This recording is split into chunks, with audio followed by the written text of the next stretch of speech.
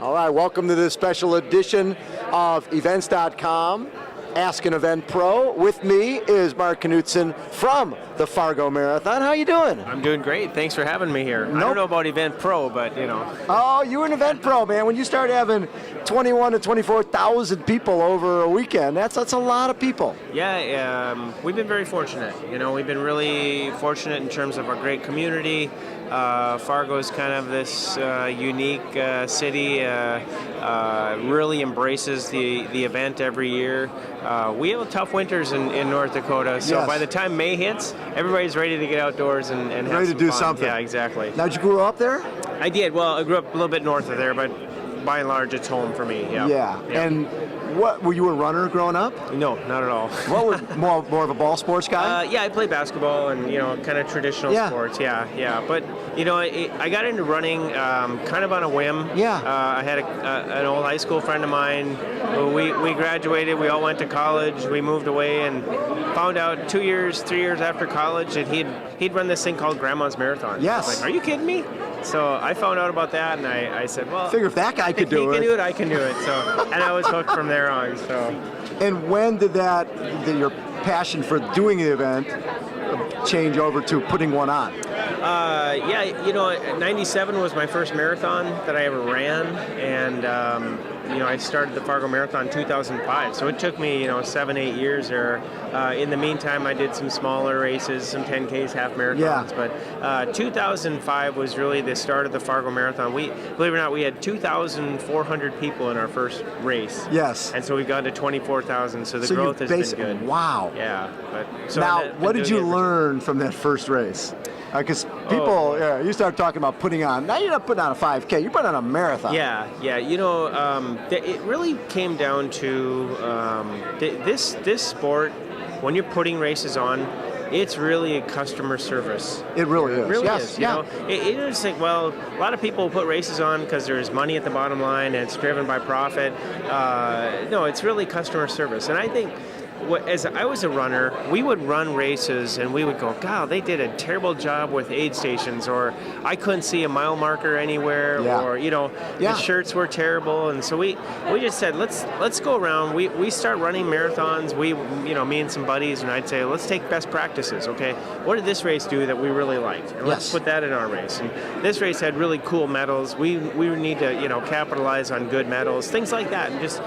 I think you just have to look at it from the runner standpoint. What are the things that I go do a race? If I leave there with a bad attitude about something that happened, I want to make sure I don't do that at my race. Over time, how has the event changed, and how have you changed as an event director?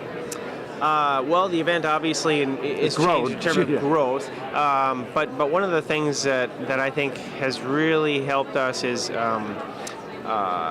reaching out to the community. Mm-hmm. We a few years ago we started this promotion called Fargo Marathon Rocks. So it was all about music. Yes. And having entertainment on the course, making it a fun event. Because I'd run races where I'd go run for, let's say, a half marathon or even a marathon, and you'd find yourself at, say, mile 15 or 16, and there's nobody around you. It's just dead. Pretty dull. Yeah. So we started Fargo Marathon Rocks, and we actually reached out to all the people living on the course, said, who wants a band in their front yard? Did you really? And we hired bands and put them out in their front yards, and we made it a 26.2 mile block party. And how did people respond when you loved it, right? Because now they're involved. Now they're connected. Now they're cheering runners on, and they're calling their friends and say, hey, Bob, I've got a live band in my front yard Saturday morning. Why don't you come over, bring your family? And that's the way. We just thought, let's bring the party to them. And make it a community event for a day. When you started doing that is when the numbers started jumping up a little bit? Yeah, they got pretty big. Yeah. I was going to say. Yeah. And have you found that some of those folks who were, sort of spectators and allowing a band in the front yard all of a sudden became runners? We do. We got a lot of our volunteers that turned into runners. Yes. So we're having a tough time finding volunteers. Because everybody wants to run the race. I want to be part of that. It looks like fun. So yeah. So you mentioned that you do a number of other events besides Talk a little bit about the other events you do. We do. Fargo Marathon is the nonprofit. We own 4 different events. Okay. The Fargo Marathon, of course. Yes. And then in August, we do an all-women's race called the Go Far Woman race, which is a half marathon, 10K, 5K. My wife over here, she actually directs that one. Okay. I take a back seat and just kind of do some grunt work for her. And then we actually started an event we actually purchased an event, the Dick Beardsley Marathon in Detroit Lakes, Minnesota. Yeah. So Dick Beardsley is kind of a name people would know if you know about running. Yes, he is. Legend. And he's a good friend of mine. And so they'd had this Dick Beardsley half marathon in Detroit Lakes, which is about 40 miles from us, for 19 years. We acquired it last year, put on a full marathon. So we have the official Dick Beardsley Marathon happening. Did he like that? He loved it. Full? We had a great first year last year was perfect weather. Just a real fun community. Just it's a loop around the lake, and you turn around, go back the other way. Yeah. So it's pretty cool. And then we do the Fargo Mini Marathon in October. So, yep. What challenges are you facing I call it the endurance entertainment marketplace, because you've got Spartan and Tough Mudder and Warrior Dash and Color Run, etc., Grand Fondo, Triathlon. Yep. Do you have to, because you are in the entertainment business, right? Yep. People are like going to a movie or going out to dinner. Yep. They're investing in entertainment when they come to your event. Absolutely. How have you had to deal with those challenges? Well, it's really supply and demand. Right now, supply is kind of moving up. Demand has been there for quite a while. Right. But it's like any business. Any business that you see a huge supply. Let's say I open up McDonald's over here. Well, if I'm the only guy in the block, I'm doing pretty well. But when Burger King comes in and Arby's comes in, now we're kind of splitting that pie. So it's a challenge, and it's not just me. I know every race director here has the same issues. And I think if you look at the business model again. Let's say it's the hamburger joints. Okay, yes. Well, you know what? We stick to what got us here. We make a great hamburger. We take care of the customers, and they're going to keep coming back. Put on a good race. There's always, hey, who's got cooler shirts and bags and stuff like that. But just go back to basics. Taking care of your customer, and the business will take care of itself. I always see that there's sort of a domino theory where you get one or two too many events in an area, and then they all suffer. They all suffer. Yeah. But usually somebody's not that committed and the event goes away, and then the numbers come back. So it's almost like you've got to keep you got to cross the T's and dot the I's. You got to do the quality stuff, add little touches that make a difference. Just make a difference. And like I said, think of it as if you're a runner, I'm a runner. I go to lots of races. What's the experience? Yes. What's a customer experience like? So do you do a lot of outreach to your participants to see what they like and what they would like more of? Yeah, we do a little bit. Now with social media, we really try to engage them through Facebook. Yeah, we hear about it a lot. But even like last year, we had some really great medals, and they were so great, we thought, gosh, we could do them again next year and just change the color scheme up. So we put that out to them, and overwhelmingly, they're like, yeah, we love the medal so much, do it again. Make it. So we're actually getting the same medal, but it's a different color scheme, and people are just excited as heck about it. So. Isn't that funny? Yeah, but yeah, I think engaging your people and always being willing to take some criticism. I mean, if somebody has a better idea or if somebody says something, I'm not going to just poo-poo it, because if we screwed something up on the race, I want to know about it. If we did something wrong. What have you learned from a participant? Somebody came up with an idea for you that you actually put into action.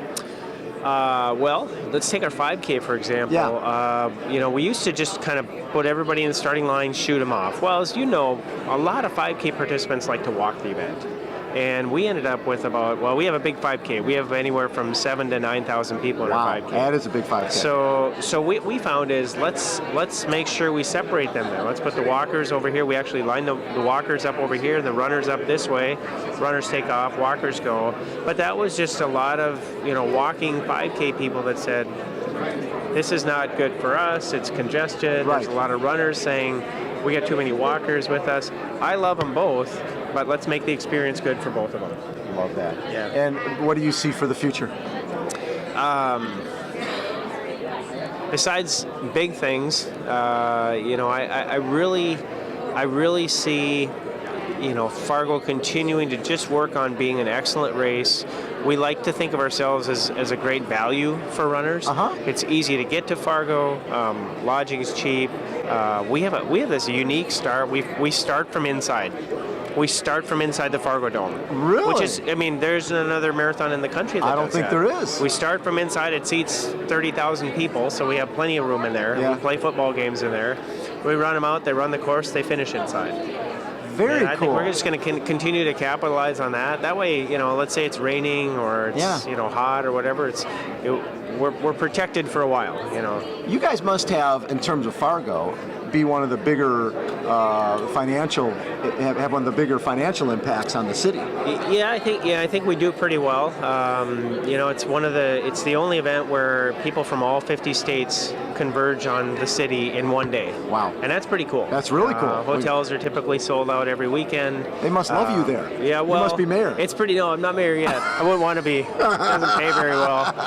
So no, they do, but you got to be respectful of the city, and you're always communicating with people, and we do a lot of communication with the people on the course, the hospitals, making sure that the churches, making sure that they know the event's coming. Yes.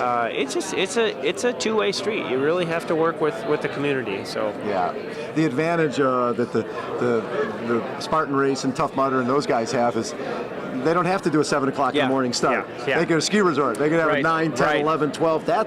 Imagine if you could do that. Exactly. Block off the city all day long. Yeah.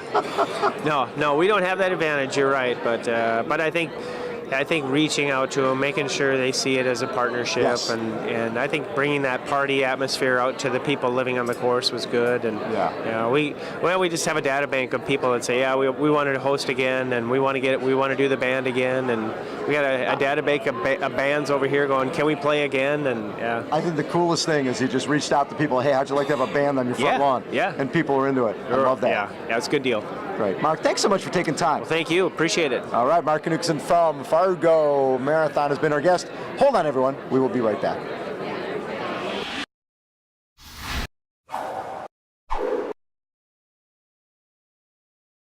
Hi, it's Dana here from Events.com. Be sure to follow us on Facebook, Twitter, and Instagram for more tips, tricks, or just to say hi.